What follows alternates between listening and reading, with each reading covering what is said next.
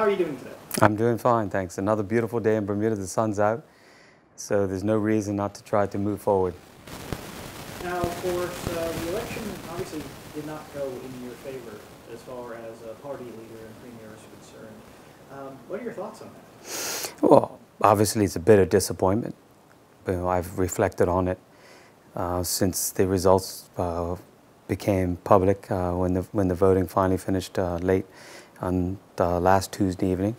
There's been a lot of thought I put into it. Obviously, I've talked to a number of different colleagues about it. But, you have to be real. It was a crushing defeat. But when the people speak, you listen. And then you look at what history has written, and you find a way forward. So while I can't take any comfort from the results in any way, we'll learn from the results and move forward, because democracy thrives best when everyone involved pays attention to what takes place and lives and learns and moves forward. But I can say, Owen, that I know my colleagues and I take a great deal of pride in what we accomplished. Certainly in 2012, when we were elected, we found ourselves in a very difficult position. The country was struggling. We were in a deep economic downturn. Finances of the government were in very poor shape. We had to set out from the very start to deal with those. In January of 2013, when former Finance Minister Richards walked into the office, couldn't make payroll. And so we had to go out and resolve that problem quickly. And since that time, we set about working diligently to move our country forward. And go back and look at the record. We have made great progress, and I'm proud of that. I guess if I could sum it up simply, would be that we spent 4.5 years governing, and we spent no time during that 4.5 years campaigning to win the next election.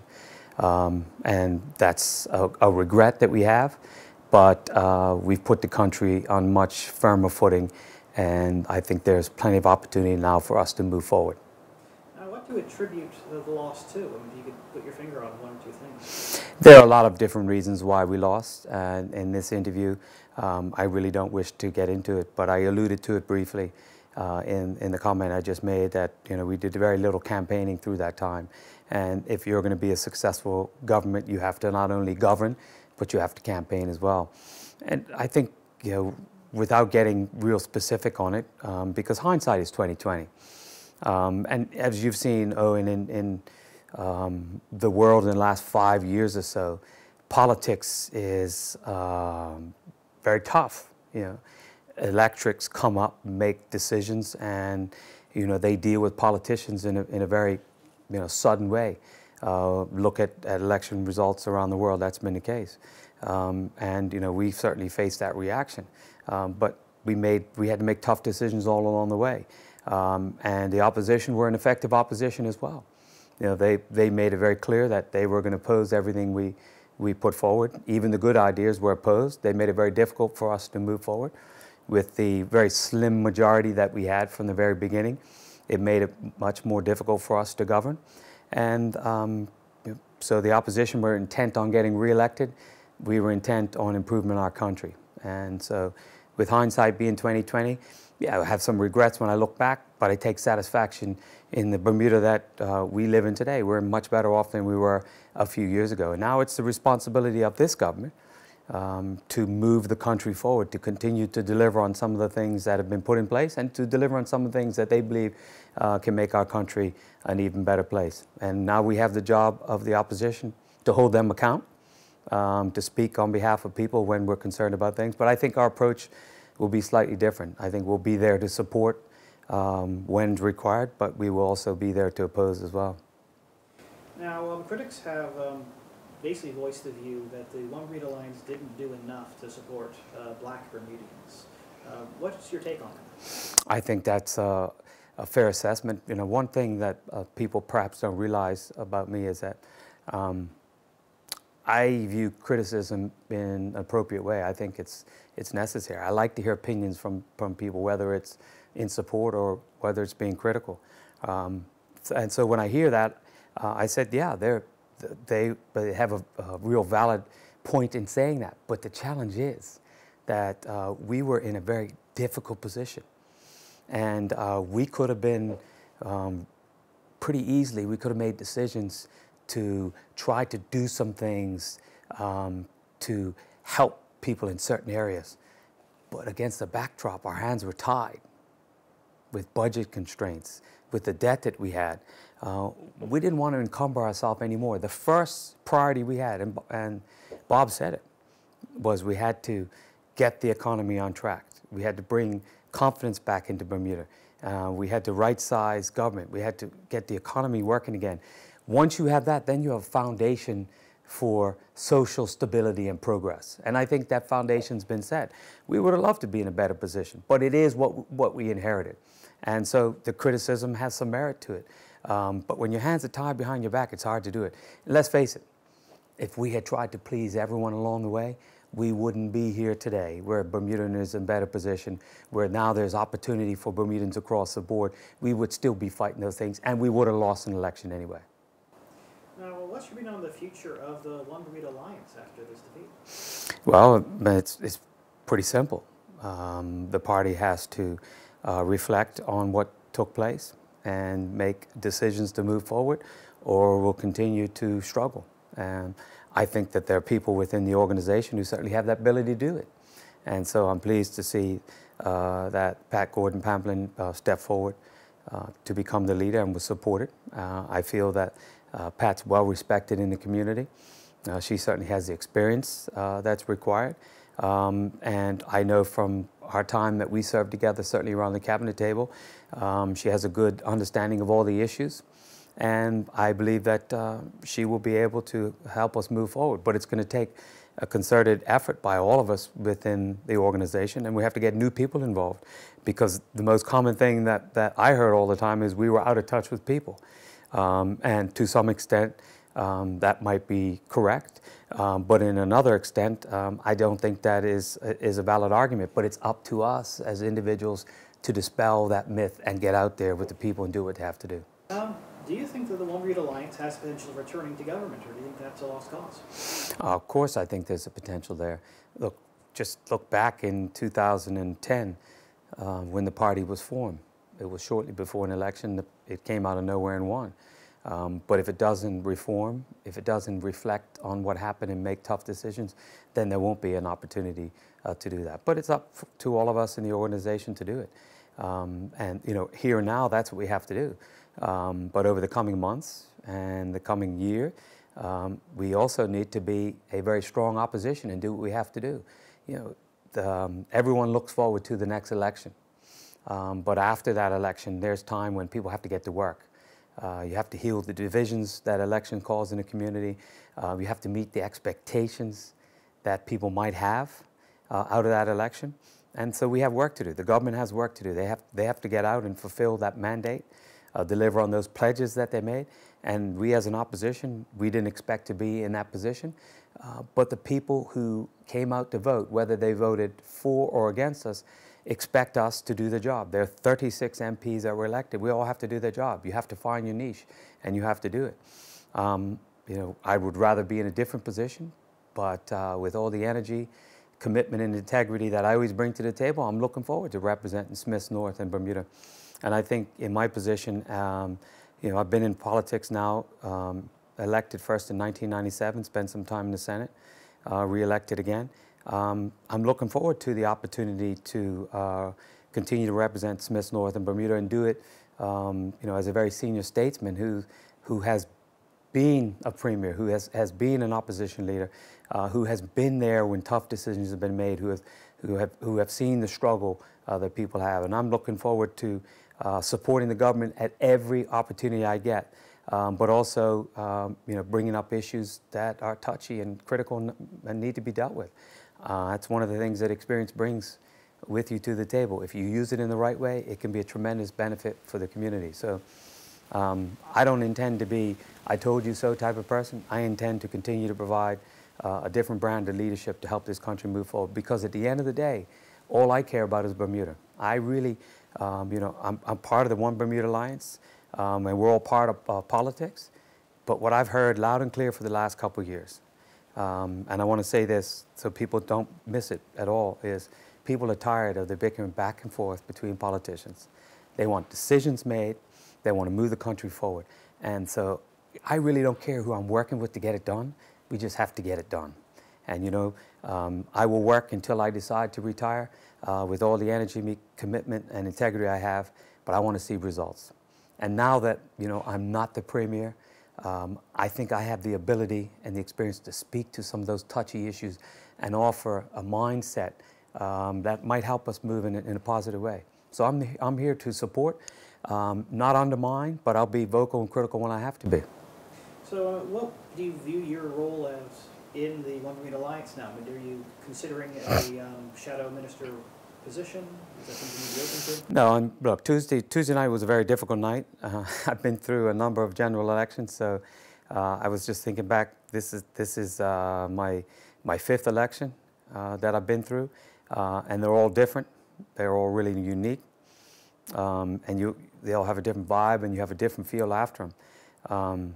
But certainly, you know, as the premier leading into it, you know, it was tough to wrap my head around what happened. So, but my colleagues expected me to show up in the room afterwards, say a few words, and then speak to the people of Bermuda. And life must go on. You know, I know in politics, things can change very quickly. But what you have to do is you always have to hold your head high.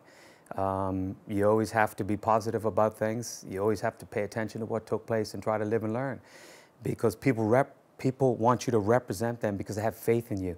And you know, the sun's not going to shine every day.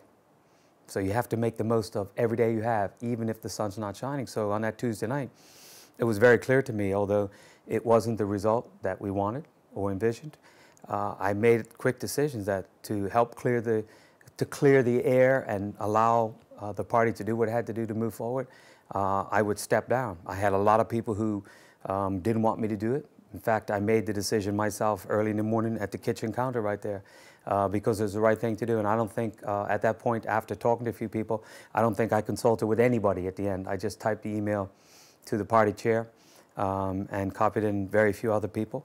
And I made it very clear to the chair at that time that, you know, there's really no consolation out of a loss like that. But the people of Smith North still had confidence in me.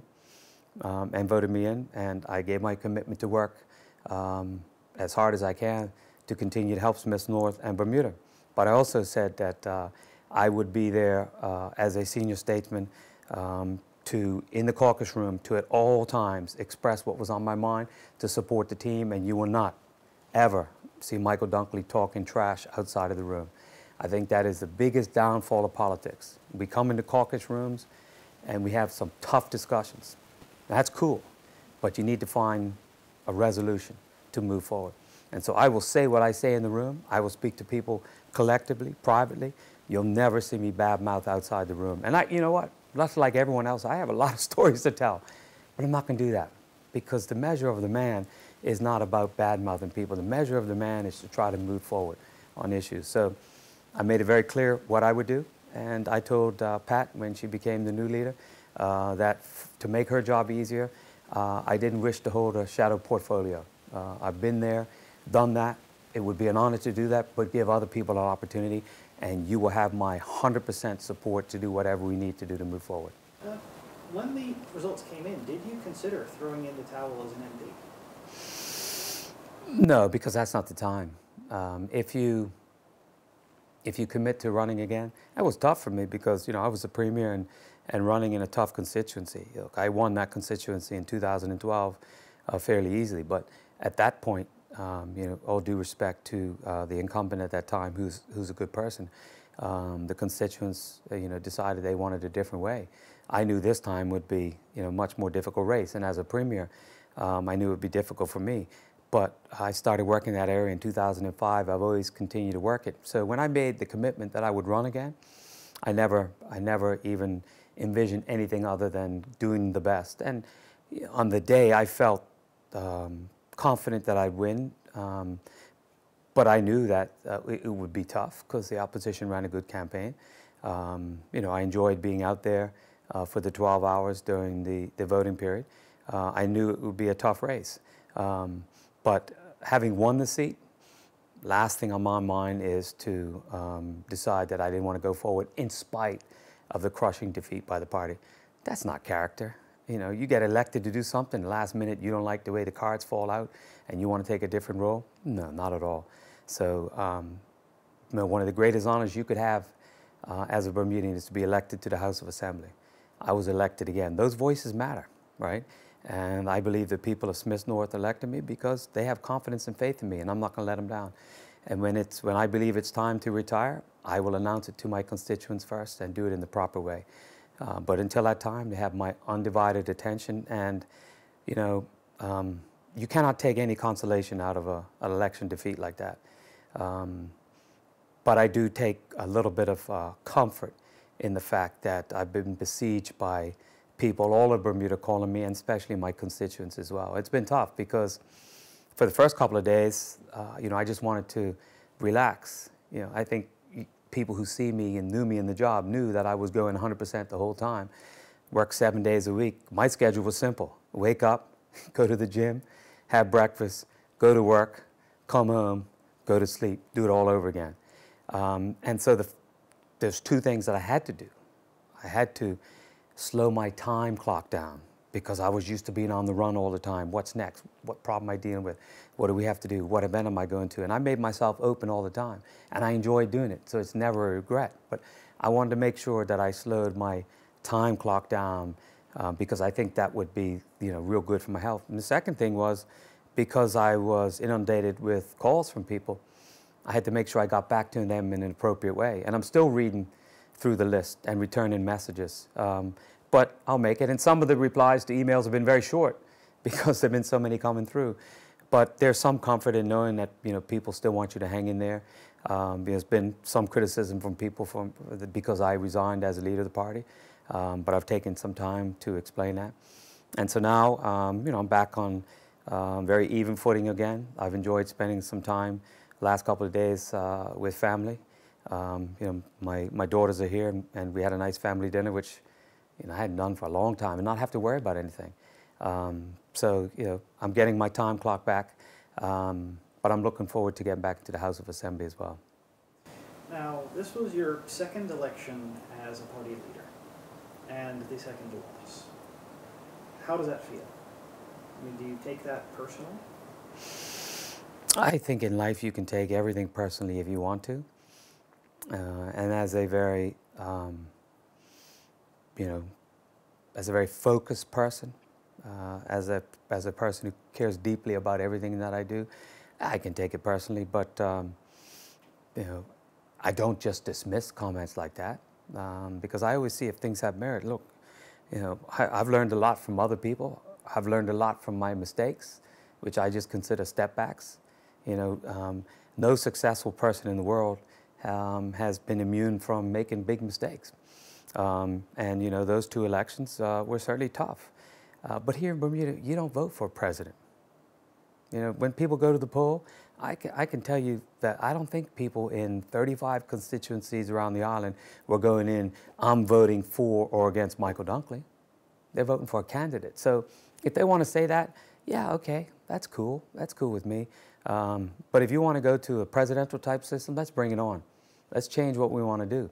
And people love to talk about electoral change, but no one does anything about it until we get to like 2 months before an election, and they come up with all these great ideas. So, yeah, I was a leader in 2010 in 2007 when we lost, but also I had just taken over when the party was at an all-time low, and we got ourselves in a reasonable position. This time, you know, I came into that position in a very tough period, and I will hang my head very high in the fact that the country's better off today. And of course it'd be great to win. Nobody likes to lose. Fact of the matter is we did a lot of positive things, and also there were some things we could have done better. I'll reflect on those. But I'm certainly not going to hold my head down and bemoan things that took place. I think we made progress, and politics, if you don't have thick skin, if you can't live and learn, don't even get into it, because you don't know what's promised tomorrow, but you have to deal with it one way or the other. So, you know, I think people will look at legacy. I think in time, 5 or 10 years' time, they will look back and say, you know what, those guys certainly got a crushing defeat, but they helped turn Bermuda around. That's simple. Now, race obviously remains a key issue on the island. What role do you think race plays in politics at this stage? Well, I think that there was a big role that race played through this election. And, you know, people love to have discussions about it. And I think we make some progress from time to time on it. But unfortunately, you know, in small communities, much more so than in larger communities, elections tend to be very divisive. And I think, you know, in this election, race was a divisive issue, not so much in the way that, you know, people might have looked at race 20 years ago, but, you know, just take a look at race when it came to the issue of same-sex marriage, which, you know, was an issue that came up under our watch, and we had to deal with it. And very clearly, our colleagues said from the start that, you know, humans, we must have rights. You know, all through the history of mankind, people have fought for rights. And the battle has been long, and for some, you know, it didn't end when it should have ended. And then you get to a next rights issue, and it goes on. And we said very clearly that if a civil union bill is not accepted by the House of Assembly, we're going to allow it to go to the courts, and the courts will decide.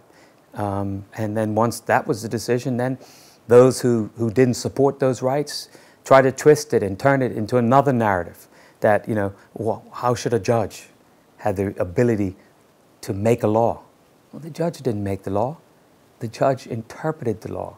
And you know, the government that I was part of and that I led for 3 years plus, we believe in rights for people all over the world, and certainly in Bermuda. And so that was an issue that you know, it broke down upon race. A lot of black people just didn't see the necessity of giving those rights to people. It broke down on, you know, race.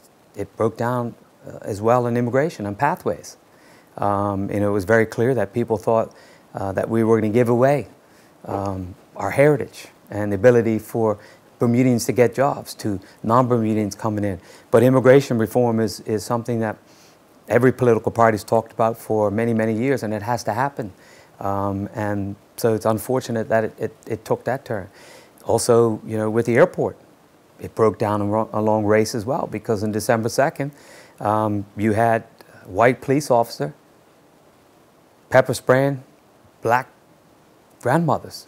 It is unfortunate that it went that way, and I hope that we can move forward and heal these issues. And you know, now that I'm free of some of the trappings that come with being premier or whatever, I intend to speak freely about these issues, because I think we need to break down some of the barriers and remove some of the chains on those very important issues, because we're out here by ourselves in the middle of the ocean, 65,000 people.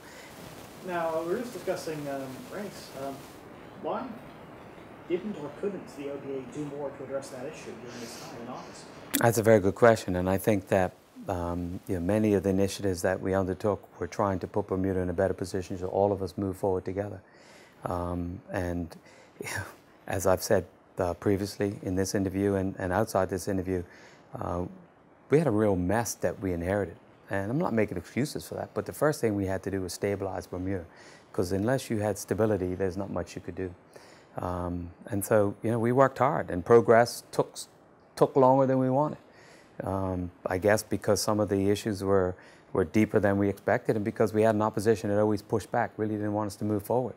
But you know, now that I think Bermuda is in a much better footing, there'll be the opportunity to address some of those issues in a more vigilant way, because it allows you to focus your attention off of it. But we still have some challenges to make. You know, the current government has offered a lot of pledges that they have to honor, and I'm sure they're going to have some of their initiatives they want to move forward. And you know, we're not out of the woods yet. We still don't have a balanced budget, and whether we like it or not, those who lend us money and those who rate us really hold the stick on what we can do. And so that makes our vision have to be focused in a certain way. So I would like to see a continued effort by Bermudians, and many people have heard me speak many times before that we have to be much more understanding, tolerant, and respectful for all people we come into. Sadly, we live in a world where there's so much negativity and so much cynicism, and social media can be downright hateful at times. We saw some of that during the election, and I spoke out against it at least once. We've got to get back away from that type of stuff. That doesn't help us come together. That doesn't help us move forward. That just builds barriers, and we waste a lot of time, trying to argue against, stupid, insensitive comment that somebody makes. And so it takes all of us to try to move forward. We have to learn from our history. We have to learn from the setbacks we've had. And we have to try to move forward and make it happen. And I think Bermuda's in a good position to do that. But our leaders have to be genuine and honest about it. And I would hope that the government, now that they are there, will take a more open approach rather than the approach they took when they were in the opposition. From day one, they were negative. From day one, they talked about a government that you couldn't trust, and those type of things get ingrained in people's minds. I don't intend to be an opposition member like that because I value human relationships. And I want to treat everyone as I would like to be treated by myself. And so I think we've got to take a more positive, healthy approach to people, and we find we'll break down those barriers. We'll have a better understanding of who we are and the differences that we face. Now, do you think the OGA could have done more as far as communication is concerned to help alleviate some of these issues? When you talked about pathways to statics, a lot of people felt that was just, surprise, it's here. The same goes for the airport project and for the withdrawal of work permits, where there was either no discussion or a very, very abridged discussion before moving forward. Do you think improving the communications could have resolved some of this? I think that's already been acknowledged, so I don't need to go over and beat that dead horse. There's no doubt about that. And I think in the changing world that we live in nowadays, yeah, communication is more important now than it was even 5 years ago. So anyone can get a message out there. Yeah, no one wants to be in the opposition, but it's much easier in the opposition because if there are 12 issues that are important today, you can just pick, choose, and refuse which ones you want to deal with. When you're in the government, you have to deal with them all. And so that makes it a little bit more difficult. But it was a learning experience, and I think towards the end we were much better at it. But obviously there were some real challenges in the beginning, and they were amplified because they were picked up on and they were intensified. The airport project was a project that the opposition didn't want to see break ground at all. They thought they had a better way. They couldn't explain what the better way was, but they spread misinformation about it. They talked about privatization, which was a lot of nonsense. They inflated the numbers. They did a lot of things to scare people and put fear in people's minds. And at the end of the day, when we were poised to go into the House to debate it, they blockaded the House. Those are irresponsible actions that I'm sure you'll never see the current opposition do because it's inappropriate. But for some people, they were effective. But they certainly set a course for some of the things that they want to do, and that's unfortunate. The incidents that happen around that are unfortunate incidents on all sides, and it's a part of our history that I don't think anyone's proud of. So we have to make sure we don't repeat circumstances like that. And do you have any advice for David Burt now that he is the Premier? Well, I think he's got many people around him who will give him advice, many people around him who should give him advice and perhaps won't give him advice. The only advice that I would give to him is you wanted the job, you worked hard to get the job, just make sure that you do your best, and your ears are always open to no matter who. Because in Bermuda, we have people who sit on all sides of the political fence. We have people who don't even believe in that political fence, but everyone's got a contribution. And sometimes it gets real lonely at the top. He needs to be able to reach out to people who can bring him some comfort when he faces those tough decisions. And I wish him the best, no one likes to lose, but I want our country to move forward. And, I believe that when I was there, I did a good job, and I want the next person to do a good job, because if that's the case, then we all move forward and we're all better off. And that's what it's all about.